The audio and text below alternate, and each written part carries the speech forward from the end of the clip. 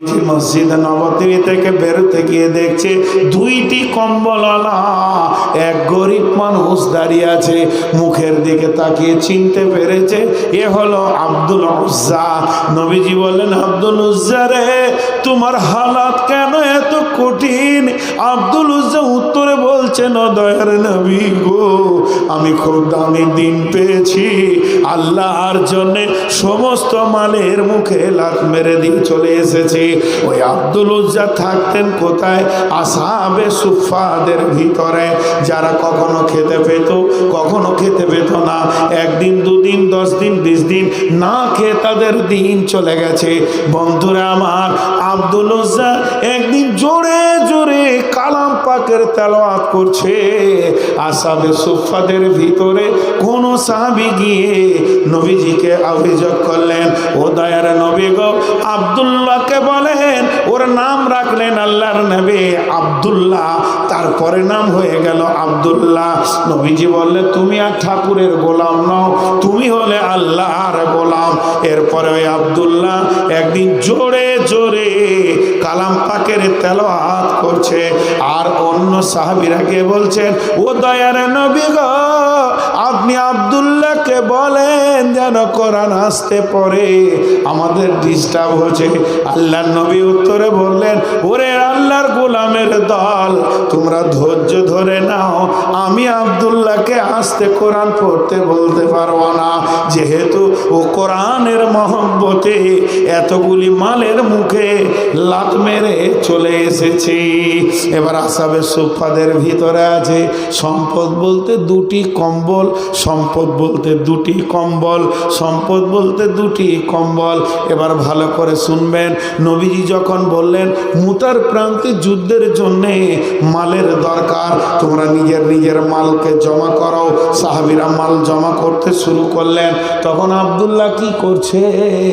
আব্দুল্লাহ সাহাবে সুফফাদের ভিতরে বসে থেকে একবার উঠছে আর একবার বসছে, খালি উসখুস উসখুস লাগায় আছে। কেনে কেনে? উনি যখন কাফের বেঈমান ছিলেন, মুশরিক ছিলেন, তখনও দান করা অভ্যাস ছিল। বড় লোকের ছেলে কোনো গরিব এসছে, হাত ভরেছে, দিয়েছে, কাউকে না বলেনি। আর এখন দুটি কম্বলের মালিক। কেনে? জি, আমাদের বীরভূমে একজন বিরাট বড় ব্যবসায়ী, লক্ষ বললে ভুল হবে, কোটি কোটি টাকার ব্যবসায়ী। জি, তিনি ইসলাম কবুল করেছেন। ছেলে মেয়ে বউ বিটি যে আছে সব বংশ থেকে ওকে বের করে দিয়েছে। বয়স্ক মানুষ, ব্যানার্জি ফ্যামিলির ছেলে, চেহারাও সেরকম, বয়স এখন 60-এর ওপরে। এখন কি হয়ে গেছে? মসজিদে মসজিদে ঘুরছে, দুটি খেয়েছে, আর কেউ যদি 10 টাকা দিচ্ছে হাতে, এটাই অসম্বল। কোটি কোটি ডলারের মালিক, শুধু ইসলাম কবুল করেছে, বের করে দিয়েছে ঘর থেকে। অনেক অত্যাচার করে, ছেলে মেয়ে স্ত্রী পুত্র বউ বিটি বৌমা নাতি সব আছে, লাত মেরে চলে এসছে। এতগুলো ডলারের মালিক। প্রায় আমাদের ওদিকে একবার করে আসে, মসজিদে উঠবে, কারো কাছে কিছু চাবে না, ভদ্র, চেহারা তো ভদ্র, পোশাকও ভদ্র, মনে হবে উচ্চশিক্ষিত বটে, মনে হবে কোনো এই গ্রামের ধনী মানুষ। চলাফেরা যারা চেনে তারা চেনে। দুটি মসজিদে খাবে আর হালকা যে 2 টাকা 10 টাকা দেবে, এটাই ওর সম্বল। তো আব্দুল উজ্জার অবস্থা তাই, দুটি কম্বল। আর রসুল কি চাইছে? তোমরা মাল নিয়ে এসো, মাল জমা করো। ওর গায়ে তখন উসখুস উসখুস করছে, একটা খেজুরও নাই যে আজকে দিই, আমার তো দেওয়া অভ্যাস, কি দিব কি দিব কি দিব কি দিব।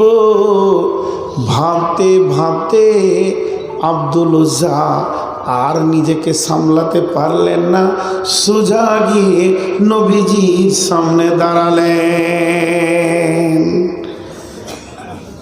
মাথা নামো করে দাঁড়িয়েছে। নবীজি খালি একটা শব্দ ব্যবহার করেছে, আব্দুল্লাহ তুমি?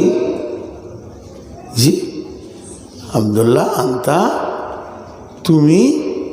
তুমি মানে কি? এর ভিতরে অনেক কথা ঢুকে আছে। তুমি কেন এলে? তোমার তো 2টো কম্বল ছাড়া আর কিছু নাই। এখন তো মাল চাইছি, এটা মালের আমল চলছে, প্রতিযোগিতা চলছে, আর তুমি? আব্দুল্লাহ থাকতে না পেরে মাথা নাম করি কাঁদতে শুরু করলেন, চোখের পানি ফেলে নবীজিকে বলছেন, ও দয়ার নবী গো, আপনি যখন থেকে মালের কালেকশন শুরু করেছেন আমি তখন থেকে শুধু উসকুস উসকুস করছি, কি দিলে পরে আমি এইটি শরীক হতে পারবো, এই জিহাদের লিস্টে আমার নামটা আসবে। অনেকক্ষণ থেকে ভেবে দেখলাম আমার দুটি কম্বল ছাড়া কিছু নাই, এইটা দিয়ে দিলে গা খালি, এইটা দিয়ে দিলে নিচে খালি, তাহলে এই দুটো তো দিতে পারছি না। আমার কাছে একটা খেজুরও নাই যে আজকে প্রতিযোগিতায় মালটা দিয়ে আমি আব্দুল্লাহর নামটা লিস্টে চাপিয়ে নিব, এটাও তো সম্ভব হচ্ছে না। অনেকক্ষণ ভাবার পর একটা মাল খুঁজে পেয়েছি, ও দয়ার নবী গো, যদি আপনি কবুল করে নেন তাহলে আমি আব্দুল্লাহ খুশি হয়ে যাব। নবীজি বললেন, আব্দুল্লাহ বলো তুমি কি দিতে চাও? আব্দুল্লাহ টুকরে কেঁদে বলছেন, ও দয়ার নবী গো, এই দেহের ভিতরে আমার আল্লাহ আমাকে একটা জান দিয়েছে, যদি আপনি আমার জানটা কবুল করে নিতেন জিহাদের জন্যে, আমি আব্দুল্লাহ রেডি আছি শহীদ হওয়ার জন্যে, আপনি আমাকে জিহাদে পারমিশন দেন, আমি শহীদের জন্যে আগে চলে যাব। তাহলে আমি মাল না দিতে পারলেও অন্তত আল্লাহকে জানটা দিয়েও শান্তি পাব। নবীজি বললেন কবুল। আব্দুল্লাহ খুশি হয়ে গেলেন। নবীজি বললেন কবুল, তো আব্দুল্লাহ খুশি হয়ে গেলেন, আমার জান কবুল হয়ে গেছে। কিন্তু ঘটনা অন্য। সাহাবীরা যখন জিহাদের জন্য বিদায় নিচ্ছেন, আমার নবী আব্দুল্লাহর ঘাড়ে হাতটা রাখলেন, আর রাখার পর বললেন, ও দয়াল মাবুদ গো, আমি আব্দুল্লাহর রক্তকে কাফেরের জন্য হারাম করে দিলাম। আব্দুল্লাহ জোরে কেঁদে উঠলেন, ও দয়ার নবী গো, আপনি যদি আমার রক্ত বেঈমানদের জন্য হারাম করে দেন তাহলে তো আমি শহীদ হতে পারলাম না। নবীজি ফজিলত বর্ণনা করলেন, আব্দুল্লাহ রে, তুমি যদি বিছানাতেও মারা যাও তোমার আল্লাহ তোমাকে শহীদের দরজা দান করবে। তুমি যা ত্যাগ করেছো, ওই মোতার প্রান্তে খালা আকাশের নিচে যুদ্ধের মহড়া চলছিল, এই অবস্থাতে 2-3 দিন থাকার কারণে কঠিন জ্বরে আক্রান্ত হয়ে গেল। আর ওই জ্বরে আব্দুল্লাহ যখন মারা গেলেন, তখন আব্দুল্লাহ মরে যাওয়ার পর বিশ্বনবী তাকে জানাজা পড়লেন। জানাজা পড়ার পর রাত্রিবেলায় লাশ কবরে রাখা হবে, সাথীরা সব গোরস্থানে যাচ্ছে, আর হযরতে বেলাল একটা লাঠির ডগাতে মশাল জ্বেলে দিয়েছে, সেখানে কাপড় লেবড়ে তেল চর্বি দিয়ে মশাল জ্বেলেছে, আর ওইটা দিয়ে সাথীদেরকে কবরের গোরস্থানে রাস্তা দেখাচ্ছে, আর বলছে ভাই আস্তে আস্তে চলো। হযরতে বেলাল বলছে, এরপরে আমি শুনতে পেয়েছি যেন কবরে কে নেমেছে লাশ নামানোর জন্যে।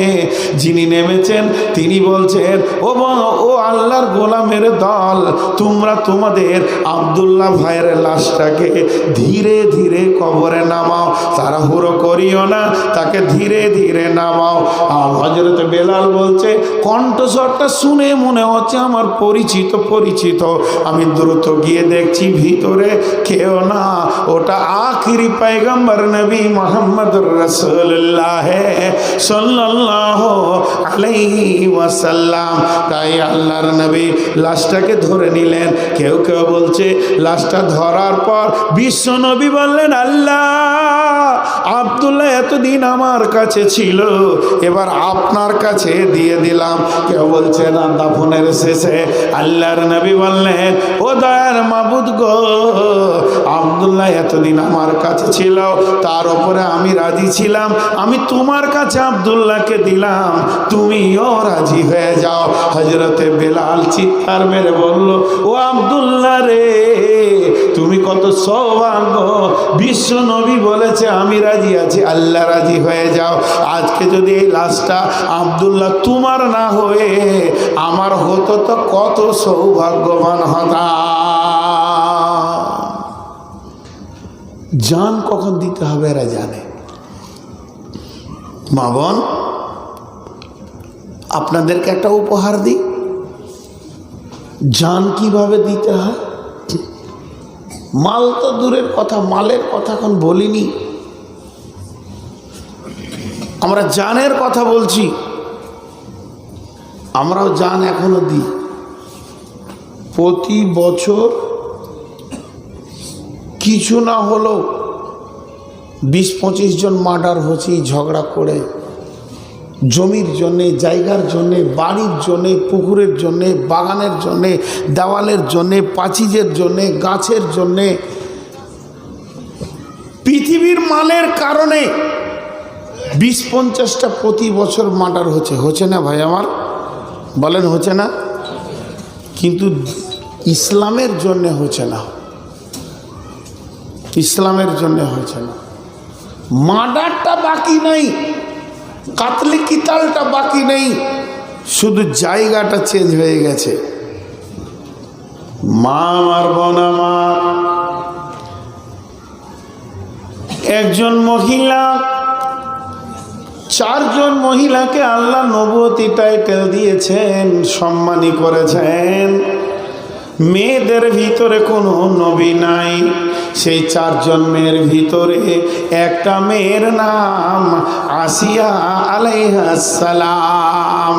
ইনি আল্লাহর জন্য জান দিয়েছিলেন, একদম জল জীবন্তকে আল্লাহর জন্য দিয়ে দিয়েছিলেন এবং আল্লাহকে বলেছিলেন, রব্বি বিনিলি ইনদাকা বাইতান ফিল জান্নাতি ওয়া নাজ্জিনি মিন ফিরআউনা ওয়া আমালিহি ওয়া নাজ্জিনি মিনাল কওমিজ জালিমিন।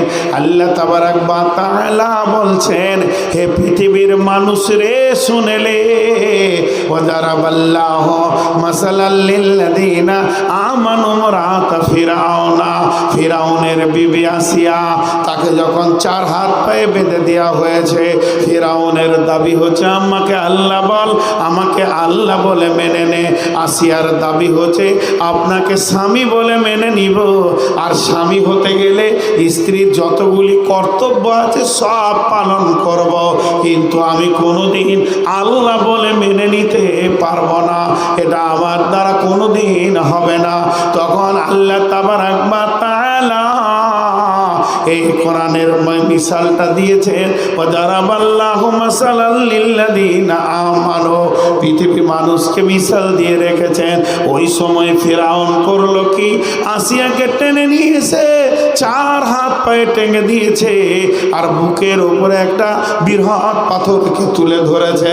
পাথরটা তুলে ধরার পর বলছে, আসিয়া রে,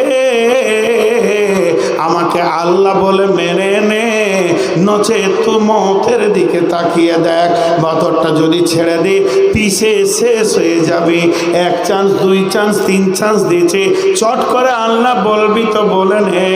আসিয়া কোনো মতেই যখন মানতে চাইল না, ফিরআউন ওটাকে ছেড়ে দিল, কিন্তু আসিয়া বলেছিলেন, রব্বি বিনিলি ইন্নাকা বাইতান ফিল জান্নাতি, হে আল্লাহ, তোমার জন্য আমি জান দিছি, তোমার ঘরের পাশে আমার ঘরটা জান্নাতে বানায়।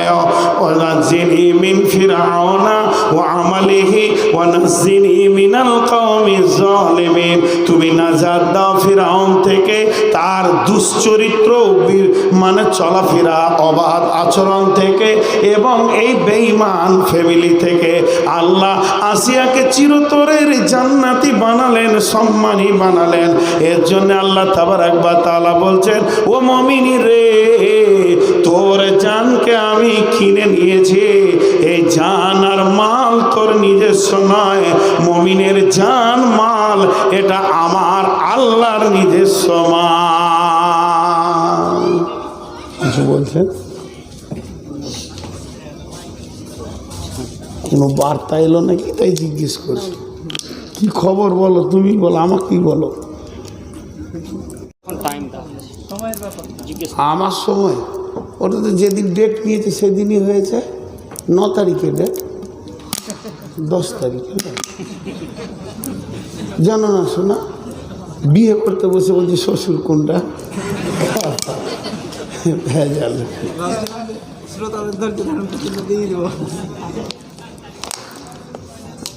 হবে ওটা তোমাকে বুঝতে হবে। এই চেয়ারে আমি চলে যাবো 12টার পর, চালা টান টানা টান ফজর পর্যন্ত।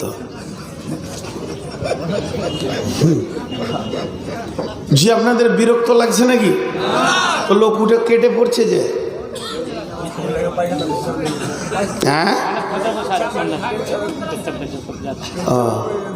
দেখেন এতটুকু জ্ঞান আমার নাই যে পেচ্ছাপ করতে যাচ্ছে। ভাগ্যবালা আপনারা বললেন এই একটা যা জ্ঞান হলো, মানে এগুলো শিখতে শিখতেই জিন্দেগি যাবে। সালা 22 বছর জালসা করছে, এক মাইন্ডম্যান বলছে এখানে সুইচ আছে, তোর কপালে ঝাঁটা। হ্যাঁ ধৈর্য ধরেন। জান আমরা জানি জান কোথা দিতে হয়। বিসমিল্লাহির রহমানির রহিম। ওয়ান আনাস রাদিয়াল্লাহু তাআলা আনহু قال قال رسول الله صلى الله عليه وسلم من رأى منكم منكرا فليغيره بيده فإن لم يستطع فبلسانه فإن لم يستطع فبقلبه।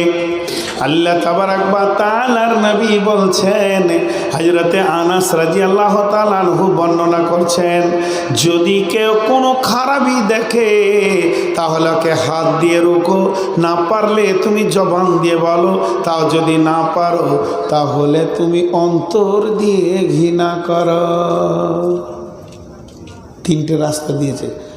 যালিকা আযাফুল ঈমান, এটা হলো সব থেকে ঈমানের ন্যূনতম দরজা।